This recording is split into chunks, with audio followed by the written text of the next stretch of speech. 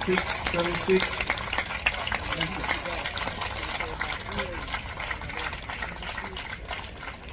Hello and welcome along to episode 13 of the Tennis Asia podcast. And with no slam, no Olympics, it's back to normal. Masters in Canada, Challengers in the States. My name's Alastair, and joining me, of course, is Mr. Tennis Asia himself. Eddie, how are you? Yeah, very good. 13 episodes. Can't believe we've got to 13 already. The unlucky one coming up. Or maybe lucky, right? But or maybe lucky. Yeah, it's been, an interesting week for Tennis Asia again. Coming after success for Queen Wen at the Olympics. We've had another interesting story this week.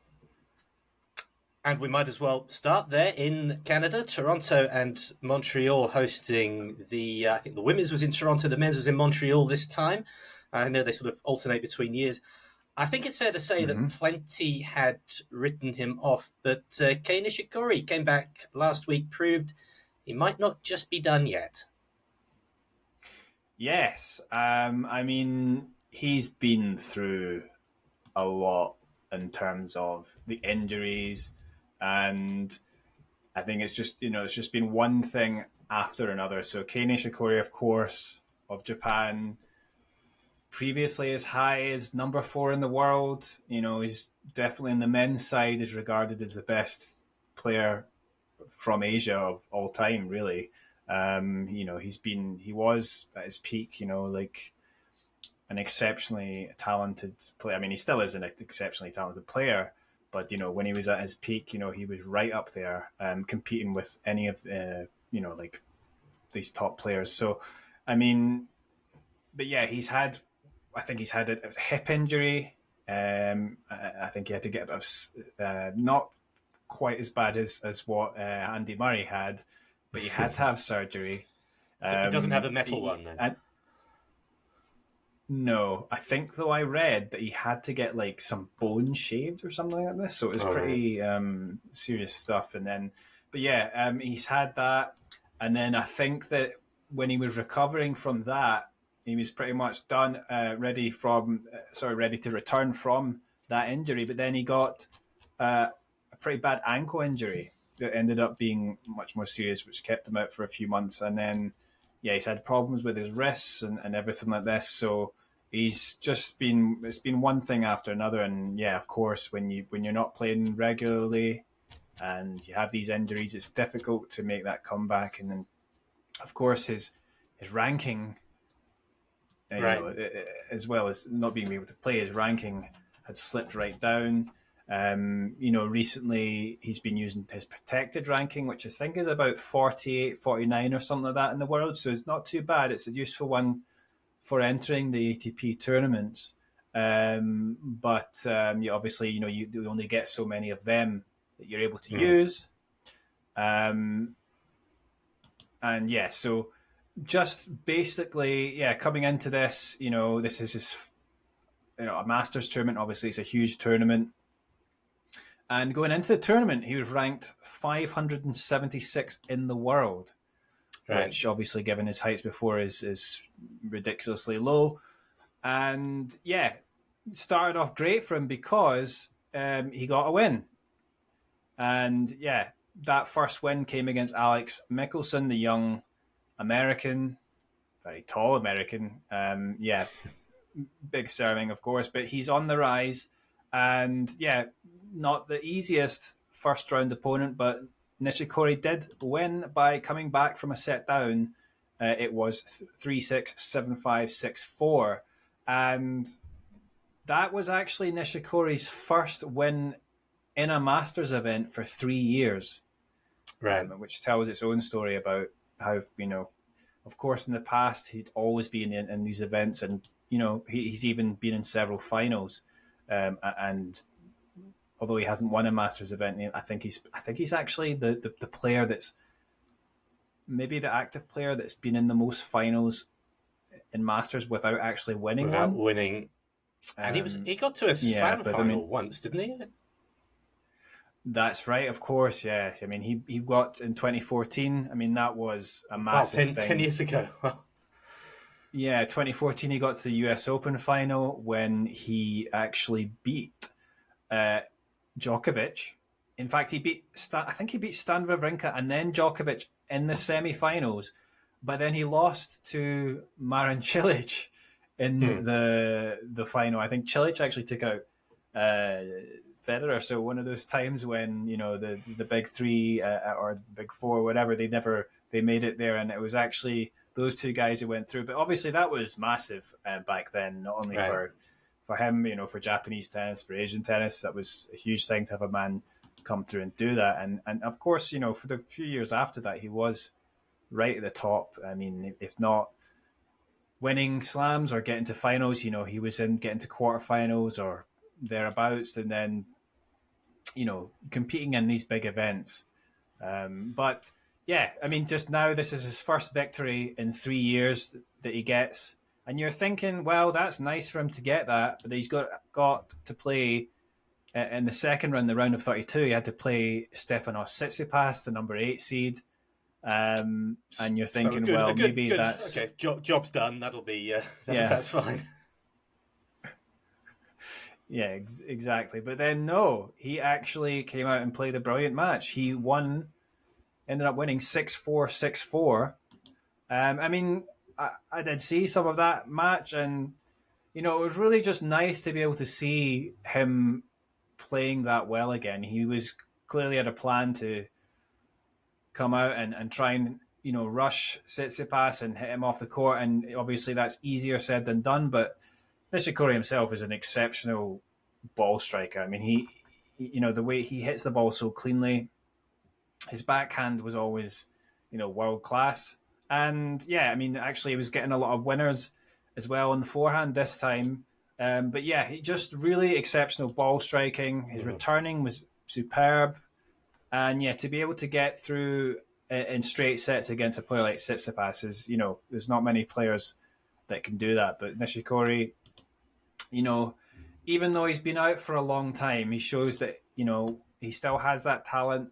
And I guess if you do have that natural talent of the ability to hit the ball like that, then you do maintain, your chances against big players, and he managed to get it here. And yeah, just such a great victory for him. It was easily the best victory he's had in any tournament in about 3 years. I think the last time he beat a player of that quality was way back in the Tokyo Olympics when he beat Rublev. But in Right. terms of, I mean, I think Rublev was top 10 even then. And yeah, I mean, of course, Tsitsipas I think he's just outside the top 10 now. I think he's maybe was 11th when Nishikori played him. But I mean, yeah, obviously it's still a high caliber player, and one that he should feel, very proud of getting at this stage. And then he went through to play a bit of an easier matchup on paper. He played Nuno Borges of Portugal, and also came through in straight sets 6-3, 6-4. So yeah, just wasn't too easy though, because he had to because of the rain delay. There was actually one day rained off in Montreal, Right. and he actually ended up having to play, I think, the two matches in the one day. So then he had to go Right. play the quarterfinal match against Matteo Arnaldi, the Italian that's very much on the rise. And I mean, there's no shortage of Italian players in the top areas of the rankings. And yeah, I mean, I watched that match, and Nishikori certainly, he did show glimpses of, that incredible hitting, and he was trying to come into the net a lot, and then sometimes it was effective, but it was, he's trying to come up with ideas to get past Arnaldi, but Arnaldi, he's in the peak of his career really at the moment, and he's very quick and sharp, and he moves very quickly. So it was very difficult for Nishikori to hit through him and break through against him. So unfortunately for Nishikori, he ended up losing that 6-4, 7-5. I mean, he had the chances maybe to get it to. It came pretty close to going to a tiebreak in the second set, but unfortunately he couldn't do it. But nonetheless, it's been, you'd have to say, I mean, given what's all gone before, this is a great week for What does it Nishikori. bring And his ranking up to now? Because that would be a pretty giant leap, surely. Yeah, as I mentioned before the tournament, he was ranked about 500. He was ranked 576 in the world. With this quarterfinal run, he jumps up a massive over 300 spots, up to 222 in the world. So yeah, I mean, obviously much better. I mean, even if he doesn't use that protected ranking or wild cards, then he can at least probably. I mean, with that kind of ranking, he definitely get into the challengers again. I mean, he did say that he wanted to get back. I mean, this was, before he actually got to the quarterfinals. He did mention that he would like to get back to the top 100. That's his first aim. Obviously, with this run, that's actually got him much closer just with the one tournament. So for him, obviously, it's first getting to the top 100 probably is a realistic goal for him just now, and take it from there. But I don't think he's playing it. He's not playing in Cincinnati, right. but so he may will not play again until the US Open, I guess. Yeah, he won't. I don't believe he's going to be playing in, because I know, the only other tournament just before that is in what's it called, Winston-Salem. Right. Yeah, but I don't think he's 250. No, he's not. He's not going to be playing that. Yeah, so he'll be. Fair enough. He obviously he's had his injuries and issues. He's going to rest up, and then he should be playing the main draw of the US Open. And he got I know he got a win. He got through one round at Roland Garros. I think he lost in the first round at Wimbledon, the five setter. I guess it's pick your tournaments with the protected ranking. And meanwhile, get a win, a couple of wins, and it could be top 100 very soon. Yeah, I'm not sure of the situation though is with Nishikori, because I see that he's not actually he's not used his protected ranking to enter, so I don't actually see him on the list. So I just made the assumption that he was going to play, but I mean, I don't know if he's going to get. Would they give him a wild card? I'm not entirely sure with that, because I mean, obviously former finalists, but there's plenty of other guys that are looking to get wild cards. But nonetheless, I mean, I don't know if he's actually got any how many protected rankings that he's got left to use. Still got left, yeah. Anyway, we'll be looking forward to seeing how he does. We will yet see him at the Seoul Challenger in October. I think it is this year. I'm possibly, sure it'll be after that. Certainly, I mean, obviously you get the ATP event in Tokyo. He'll be getting a wild card there, no doubt. Obviously, the Asian swing is definitely somewhere that he can do well. So that's definitely going to be a key period for him, and then hopefully finish the year strong and try and start off next year Australian Open. Make a good start, and then let's see. I mean, obviously it's early days in his comeback. Definitely more positive for him to be able to finish 4 matches like this, and hopefully without any issues. But I mean, that's the main thing, and Okay. Well, Kei was getting his first Masters, or his first 1,000 win for 3 years. Another of the podcast favourite was getting her very, very first 1,000 win across Canada in Toronto. Moyuka Uchijima, she picked up a first round win. Yeah, that's right. Yeah, Uchijima, of course, we covered her earlier. She had a great run. That unbeaten run. I mean, it was like 3 weeks unbeaten. That was on clay and hard, but at the ITF level. So with the way her ranking is shot up, she's now able to get into some of the big WTA events, and she managed to actually come through qualifying to qualify for this Canadian Open in Toronto. Right, the women's side is in Toronto, right? And and not only did she qualify, I mean, she came through. She came through qualifying against.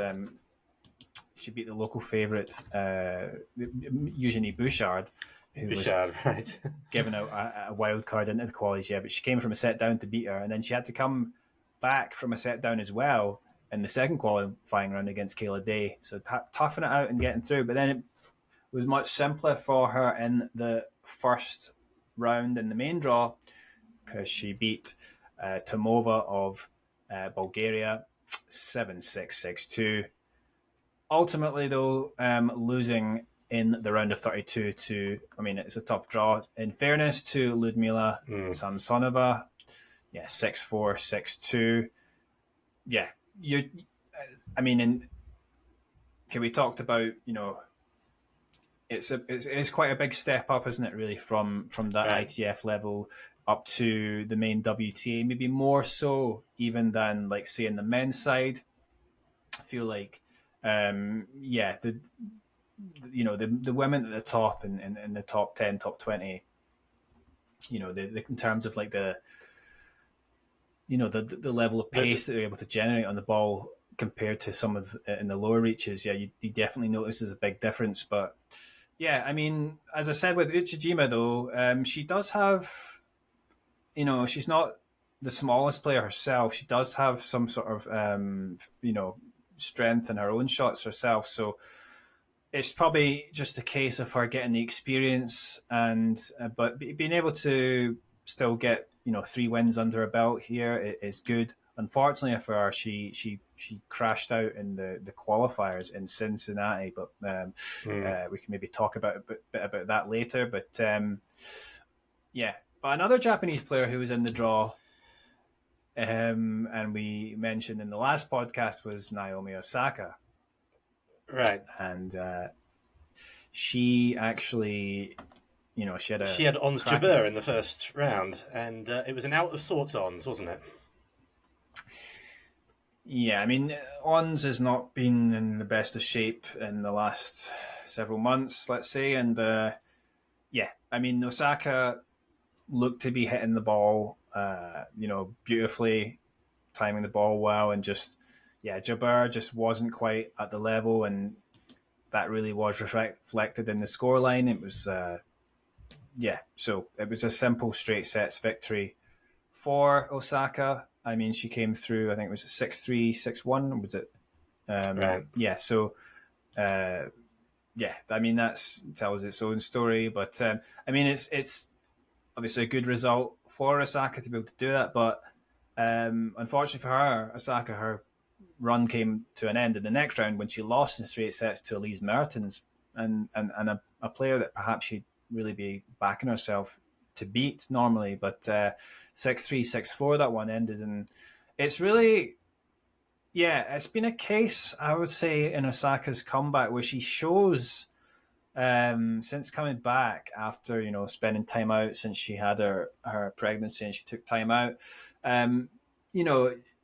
she showed glimpses of how good she can be, but then she just hasn't really had the consistency. And this has been the problem for her. But obviously, it's disappointing, I think, especially because the hard courts are where she has had most of her success, and she'd be wanting to get a good start here. So it hasn't been the best of starts for her. And then obviously we've got the US Open coming up in not too long. So it's a bit concerning, I suppose, because really, she'll have high standards and many people will have high expectations of for her. But I think obviously the US Open's a big one. So that's the main thing, that she'll be there and competing. She had obviously moved on to Cincinnati. I think she lost her bags along the way, flying down to Cincinnati. Obviously, she had to go through the qualifiers there, and it was a pretty dismal qualifiers for the Japanese pair of Osaka and Uchijima. And we do have a new enemy of the podcast in the shape of Ashlyn Kruger, who has probably earned herself a bye into the second round of the WTA Seoul in as a recognition of her services for eliminating Japanese women from the qualifying of the Masters 100. But Kruger accounted for both Uchijima and Osaka. Yeah, so we already mentioned that Ashley Kruger, she took out Uchijima in very short time. Yeah, so 6-2, 6. Love that one. And then she faced Naomi Osaka in the second qualifying round. Bit more difficult, of course. So Osaka did actually win a set. Kruger won the first set 6-3. Osaka the second 6-2. But Kruger finished off and took the final set 6-3. So Kruger went through to the main draw, and she got drawn against Donna Vekic, who was the finalist, silver medalist at the Olympics. So she goes through to that main draw. But taking out both the Japanese hopes there. Sad day for Japan on that Cincinnati side. And limits our material for next week's podcast as well. Was a bit of success though for Japan though on the men's side, because Nishioka came through and qualified. So he actually, unfortunately for the Japanese players though, is that Nishioka actually got drawn against Taro Daniel in the first round of qualifying. So he took out his own compatriot 6-3, 6-1. But friendly fire. But then came through in straight sets against Arthur Cazot, who'd been pretty good recently, 6-4, 6-4, and got a reasonable draw in the first round against Miomir Kecmanovic.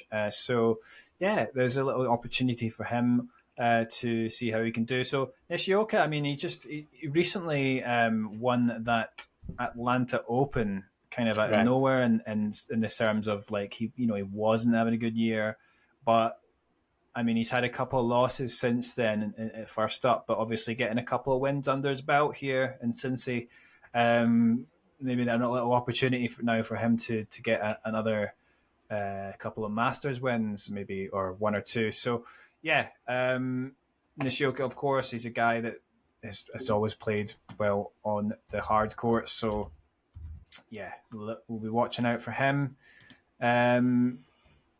Do we want to talk a bit more about Cincy while we're on it? While we're on it, we might as well stick with it. Also, in the men's, I guess Zhang Zhichen will be there.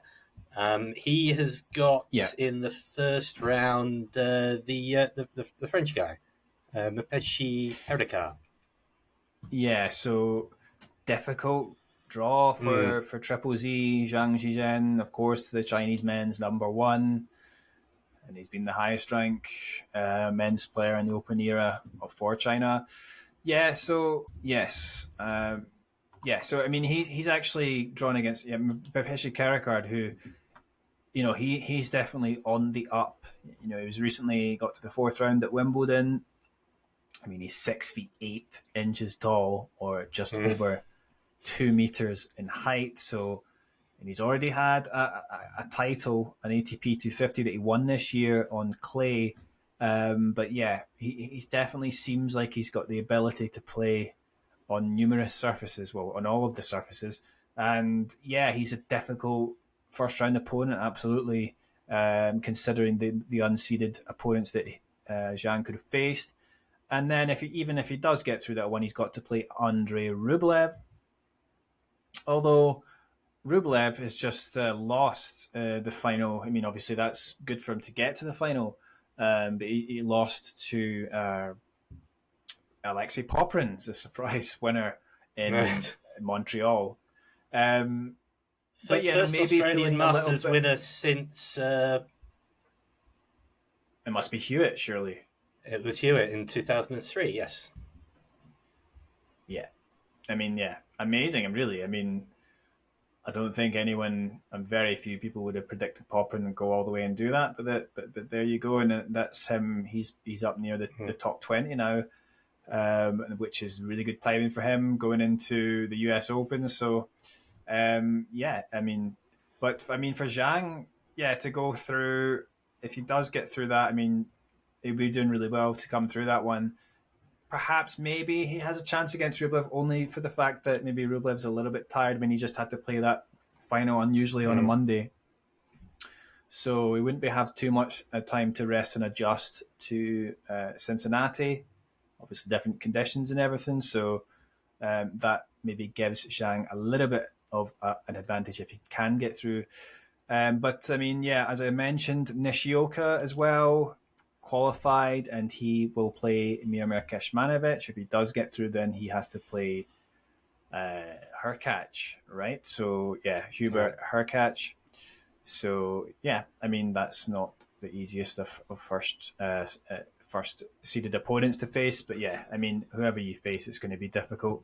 It's a Masters. It's supposed to be. It's supposed to be difficult. On the women's side, Queen Wen, the gold medalist, she will make her return to action. I don't think we know who she will be playing yet, but obviously coming in on a high and looking to build on that Olympic momentum. Yeah, so it's going to be really interesting. Can she kick on and do well here? I mean, that would really signal to me that was the gold medal just a one-off, or is this going to be start of something bigger? Because getting that victory against it's hard to quantify how much that would probably give her confidence. To get a big victory. Right. Obviously the gold medal, but then also beating the number one Iga Świątek. And just the confidence maybe that she'll carry now going into this tournament. I mean, she's actually drawn because she's seventh seed. She gets a bye right to the second round, and she'll be playing either Marii Buszkova or Magdalena Fresh of Poland. She came through qualies, so not too bad. And then the seed that she faces is actually, I mean, I guess there was one seeded player withdrew because she faces potentially in the third round the 17th seed. Normally there'd be 16th seeds, but then I didn't remember who someone withdrew. But yeah, but Haddad Maya in the third round. It's yeah. I mean, as we said, like every match here can be tough, but it's something that she would be hoping to get the victory if she did play her. So the key would be you get through that, and then you end up playing probably in the quarterfinals is Coco Gauff. So obviously that would be the big one. Yulia Putintseva could be playing Coco Gauff because she's drawn in the first round. Putintseva, of course, of Kazakhstan. She's drawn against Harriet Dart, who qualified. Right. Yeah, and looking elsewhere in the draw, I mean, we've got Zhang Shui still using her protected ranking. But she's drawn against Diana Schneider. So she got luck in the sense of avoiding a seeded player, but I'm not entirely sure that's going to be a victory that she'll be able to get to end her incredible losing streak in singles.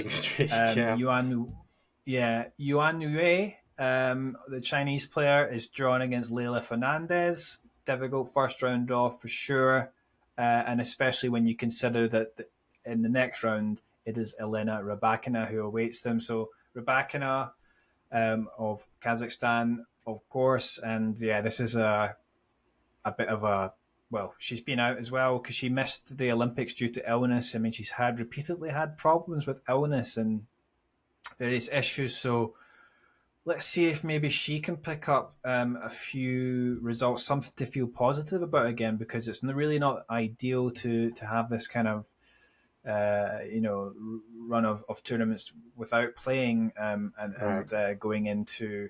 Yeah, she started off the year well, but yeah, it's gone a little bit downhill since then. So and then the seed that's in her section is Jessica Pegula, who's actually just won the title in Toronto. So yeah, not easy. And then you've also got other players in the draw. You got Wang Yafan and then Wang Zhenyu's difficult draw. She's drawn against Samsonova. So yeah, we'll be looking out for seeing how those players do. And meanwhile, while all that's happening, we have, of course, we cannot forget the Challenger and ITFs around the world that are happening. So That's our bread and butter, isn't it? If that draw was, certainly the Cincy draw is challenging, but let's talk challengers, as that's the one. They're in Lincoln, Nebraska last week, and pretty decent runs for both Bu Yunchaokete and podcast favorite Coleman Wong. yeah, so in terms of success for Asian players, yeah, I mean, it's a pretty successful tournament. Should we start maybe with Coleman, because obviously Coleman, we've talked about him a lot in the podcast. He's obviously someone, I mean, I interviewed him as well, which was why we're talking about him back in Busan. And he has high expectations for himself. I mean, talked about wanting to reach the top 100 and reach the next gen finals this year. He's still got a lot of work to do, and he'd been on a bit of a, let's say, a slump during, I mean, clearly like during the clay season and the grass, he didn't really adapt. Not his forte. He was already struggling a bit after having a great start to the year, and then finishing late last year pretty strongly. So yeah, he came into Lincoln having just reached the semi-finals in the Challenger in the week before. So this was nice bit of form that he's hit again. And then, here in Lincoln, he got through the first round pretty easily against Ethan Quinn, who was there as an alternate. So he came through in straight sets, 6-1, 6-3. And then it got tougher in the second round. He played the qualifier, Jack Pennington-Jones of Great Britain. But, Pennington-Jones is another... I thought that Jacob Fernley was the most LTA name ever, but I'm sorry, Pennington-Jones is the most Lawn Tennis Association name ever. Yeah, so Pennington-Jones, though, is actually at the same university that Fernley was at. Jake Fernley, he's now... Which in turn was the same one Cam Norrie was at, was it? That's right, the Texas Christian University. So, yeah, they've clearly got a good setup there to be producing players like this. But, Pennington-Jones, a lot of talent. And him and Fernley, were playing, number 1 and 2 at that university. And they ended up winning the national championships just in May there. So that was amazing for them. But yeah, Pennington-Jones, he actually took the first set 6-1 against Wong, but it was a great fight back from Wong to take the next two sets 6-2, 6-4.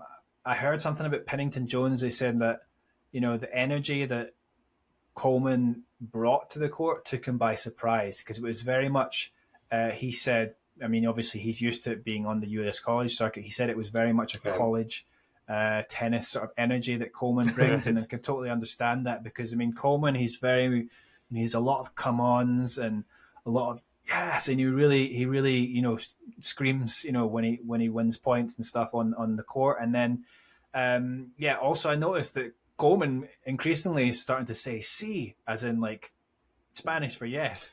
Right. But that's from his time in Spain. He trained for several years Nadal at Academy, Rafa Nadal Academy. So I've noticed all this, and maybe just exciting for him anyway to get these results. So he got into the quarterfinals, and then came through pretty straightforward fashion against Lee 2, 7-5, 6-1. I think that was a player he lost to the previous week in the semis. So good for him to do that. And then he faced a tough semi-final match against Nishesh Basavaredi, who is, by the way, a young up-and-coming player from America. I think he's only 18 years of age, a lot of talent, and a guy, or maybe 19, sorry, he's 19 now, but, a guy with a lot of expectation. He's already been twice a Challenger finalist, which is obviously very good for a player of that age. And he's had success at I think he won a doubles title in juniors, so at the US Open. So yeah, a lot of expectation on this young player. He's actually playing US colleges himself as well at Stanford.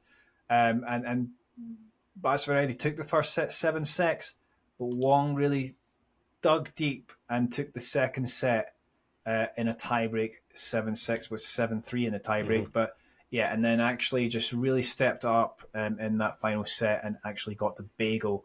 So yeah, Right. he's had some difficult matches to come through, but yeah, I think for Wong, when he does it, when he is confident and he's, when he's playing well, he is a really exciting player to watch. I mean, he does have weapons in terms of he's got a big first serve. The second serve is a little bit weak, but a bit of a target, for the other players. But yeah, but it's good first serve, and then yeah, he's got solid backhand, and then the forehand is maybe not quite as consistent as you would like, but he definitely can absolutely smack that.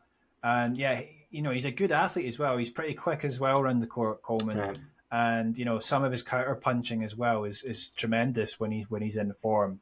With that energy he brings to the court as well, I can see how it can be maybe a bit of an intimidating force when he's in full force. He's maybe just though lacking the consistency, but obviously that comes with time. And yeah, I mean, going into the final, he had to play Jacob Fernley, who is really, since graduating from university, he's just hit the ground running. I mean, it really is kind of crazy how quickly he's risen up the Right. rankings. And then, yeah, so for Coleman, he ended up losing that final 6-4, 6-2, and I did see some of that as well. And I think it got to 5-3, and Jacob was serving for that first set, and Coleman broke back in that instance. Actually, I think it was a good passing shot to get the break back, and Coleman was really fired up. But unfortunately, Jacob eventually broke to take the first set 6-4, and then in the second set took that 6-2. I mean, yeah, Fernley was just. I mean, he just has a bit more, I would say, than Coleman at this stage in terms of he has weapons as well, like Coleman, but he also has that a bit more of like less up and down in terms of his level, but also, he moves around really well, Fernley. And there's only so much I felt like Wong didn't do too much wrong. It's just like he's playing a guy. I think in that game, I mean, we mentioned obviously his serve is he's got a good first serve. He got a great first serve percentage. He got 72% in, but he only won like 50% of the points on the first serve. So there's obviously something wrong with his first serve in the match against Fernley. Well, I mean, yeah. I think problem is, Fernley himself is quite a good returner. So, and even if he doesn't always, he's not necessarily always hitting winners. He can hit winners, Fernley, but also getting the chip returns in. So he was getting a lot of balls in. It's just difficult for Wong. But yeah, I mean, Wong in this tournament did show some excellent moments. In terms of just his ability to fight and some excellent points that he won in terms of, just his movement around the court, his counter punching, and, he has the weapons as well himself. So, yeah, hopefully for him that he's able to build on this. I mean, he's up near the top 150. He's up to a career high ranking. Obviously great. I mean, clearly he's the best, already the best player Hong Kong's had, and he's going to, going into the next week, he's playing in the Cary Challenger. And unfortunately for him, I think he's drawn in the first round against Gabriel Diallo, who is the Canadian player. It was a difficult first round for him. I think, Diallo qualified, and Wong got in as a special exempt, which is where he would have had to play. He was supposed to play qualies, but because he got to the final in Lincoln, they let him go straight into the main draw. So they sometimes give players the chance to do that. So, but yeah, difficult first round for Wong. If he does get through, then he has to play Luca Van Asch in the second round. This 7th seed. So it's quite a high level of challenger here, because you've got players like on the other side of the draw, you've got like Billy Harris who's been on the up, and then David Goffin, Roman Safiullin, and then Karatsev, Basavaredi, we talked about him. So difficult players in there. Unfortunately, I should actually mention as well, in Lincoln, Bu Yunchaokete got all the way to the semi-finals. Another one firmly accounted for, yeah. Yeah, and Bu's been in a long run of form. He came through the first round, I should say, 6-4, 6-2 in straight sets against Shintaro Mochizuki, and then against Babit Zhugayev of Kazakhstan 6-3, 6-2, and apparently, I think I've been saying his name wrong. His opponent in the quarterfinal, Tristan, apparently his surname's pronounced Skulkata. Skulkata, not Skulkate. I think so. I mean, a Skulkate has been how I've heard it, but I think it might be because Skulkata is actually, I think it's a Dutch name, so which would explain the difference pronunciation. It's not. Yeah, so Tristan Skulkata, he came through again in straight sets. And then Bu actually started amazingly. I mean, Bu... What a weird match that was, the semi. Yeah, so Bu, he got the bagel. It really wasn't the start you'd expect against a guy like Fernley who's been doing so well, but he did. I think he was just the stronger player, in that first round. He was hitting well. I think I've talked before about he's got such a... he's a great athlete, and so is Fernley.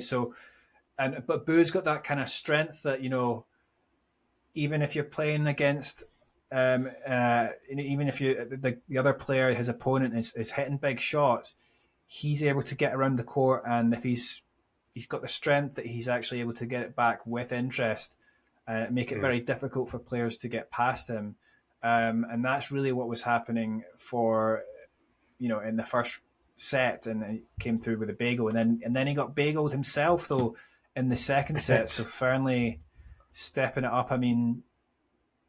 Difficult. Fernley, I think he's really impressed me, just with his sort of mental strength and ability to bounce back. But the final set was a bit of a nightmare, I suppose you could say, because Bu, he was down. I believe he was down a break twice.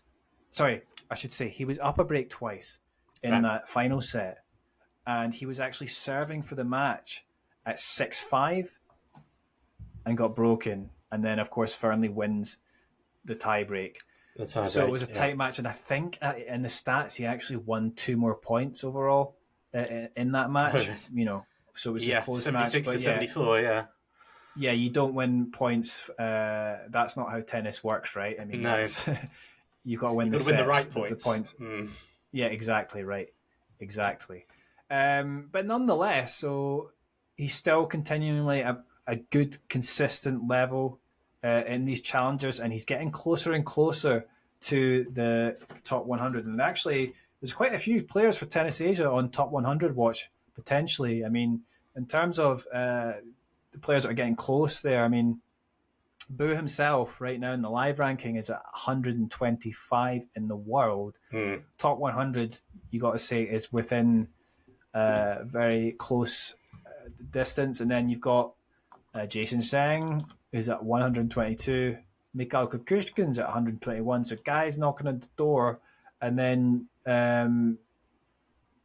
Coleman and Hong Sang-chan are about 150 or so in the world. But if you look at the race, if you look at the actual race, which only counts the points for this year, right? Yeah, you've got Jason Singh up around 109. Hong's at 128. Abu's at about 123. So, if they can get a few results together, obviously big moments for them as well coming up. I would say especially for Bu and Hong.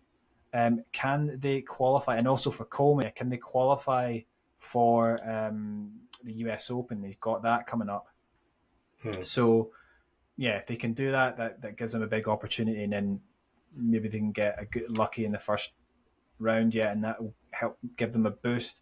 But of course, the Asian swing coming up, this challengers, and then potentially,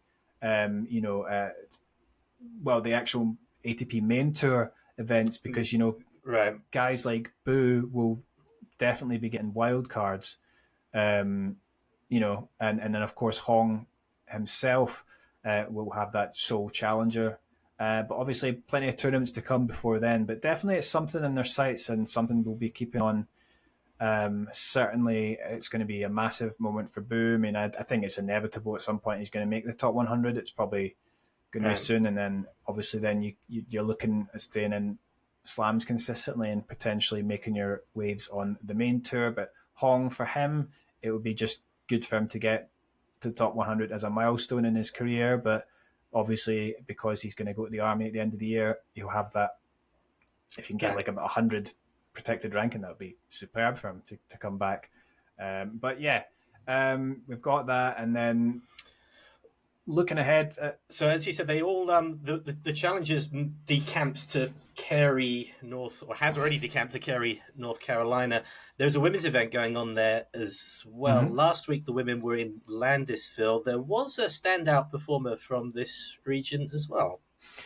Yeah, so Sijia Wei Sijia, as it should be pronounced according to Chinese convention, right? So Wei Sijia of China, she got to the semi-finals in Landisville and continues, good run of form, because she recently won the title, 75K title in Lexington. That was the Lexington Challenger, where she beat the other Tennis Asia interest, the Thai player, Sawan Kao, in the final. Mm.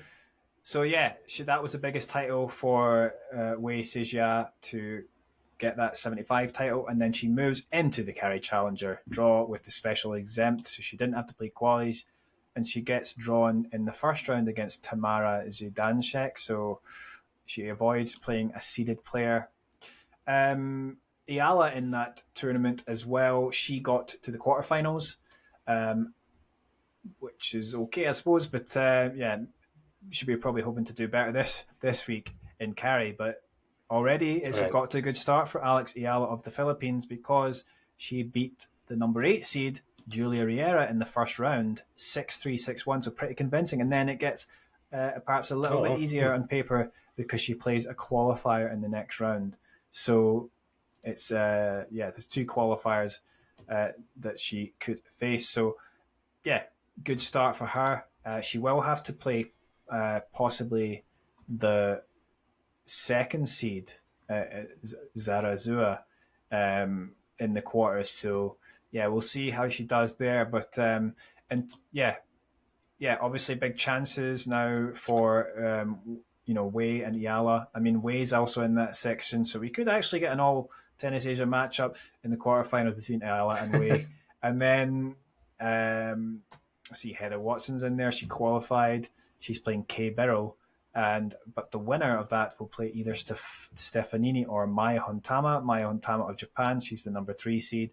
Now Hubino is in there, but she's already lost in the first round. But another player that we've talked about a lot on the Tennis Asia podcast is Ena Shibahara, who has had a lot of success as a doubles player, but is concentrating more on her singles career this year. But she came through the qualies and actually qualified here for Cary, and she will play in the first round a wild card at Penikova. So not a bad first round for her. So maybe she can get a few results here. She's definitely got some talent that she can do well, I think, in these events, even in the singles. So she came through those qualies pretty simply and in straight sets. So we'll be looking out for her and see how she does. I noticed there, we've got Lily Miyazaki in the draw. She's actually representing Great Britain. I just watched an interesting video actually with Lily Miyazaki. There's a YouTube channel called All Things Tennis, where she took on the comedian Josh Berry that does all the tennis impressions. He's a pretty nifty tennis player himself. So there's a channel there where he takes on various actual tennis players, and he plays her in one. So it's actually it was quite entertaining actually. But he doesn't win in the end.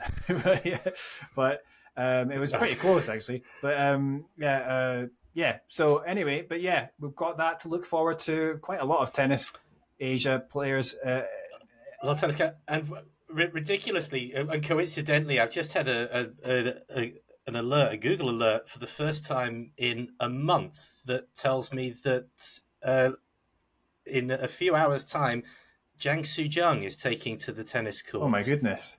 At Barranquilla in Colombia, she's playing Solana Sierra of Argentina in the round of 32. Wow, that was unexpected. Solana Sierra. Okay. I'm not need to check what. This is the WTA 125K Barranquilla, Colombia. Wow. Okay. How did she get in there? As we said, tennis never stops. Goodness knows. Yeah. She didn't come through qualifying. She must have got. There's no qualifying results for her. But... Yeah. So that's interesting. Okay. So. Yeah, well, I guess we'll be keeping an eye on that as well. I mean, I think that pretty much... Yet another tournament to keep an eye on. That pretty much wraps up everything, doesn't it? So, for this week, and then... It does, yeah, indeed. Enjoy... what are you going to be focusing on Cincinnati, or are you focusing on Cary? Well, now, obviously, that's all out the window. It's Barranquilla all the way now. But... Oh, yeah, I mean, obviously, we'll be looking to see... I think in Cincy will be definitely... I think it'll be very interesting to see how... Zheng Qinwen is doing. I think that's my main interest there in that tournament. And then obviously the Cary. I'm interested in Cary in the men's and women's side, and then like you said, I'll be keeping an eye on that WTA 125 as well. So so many players from Asia in these events. So and it's important for them because a lot of these players will be trying to get into the US Open. They are in the US Open qualies, and they'll want to head into that in good form. And some of them will be making it potentially for the first time ever to qualify at the US Open. So a lot to look forward to. And actually, I should mention, I'm going to be going to New York. I will be going to the US Open. Oh, you are? It's confirmed. Good. Yeah, I'm leaving next week, so in time for the quali. So we'll be having to do a podcast. I think before I leave, maybe. But because I will. The qualies actually will start on Monday, I think. So maybe we can try and sneak a little preview in before that. Yeah, I'll be arriving in America on the Tuesday, I think. So. Is that right? No, sorry, Wednesday. I think it's the Wednesday, yeah. So I might even actually be able to catch some of that, but we'll talk about that maybe next time on the pod. So definitely. Okay, in the meantime, thank you very much. Enjoy your tennis this week. Okay, thanks. Cheers. 1-6, 7-6.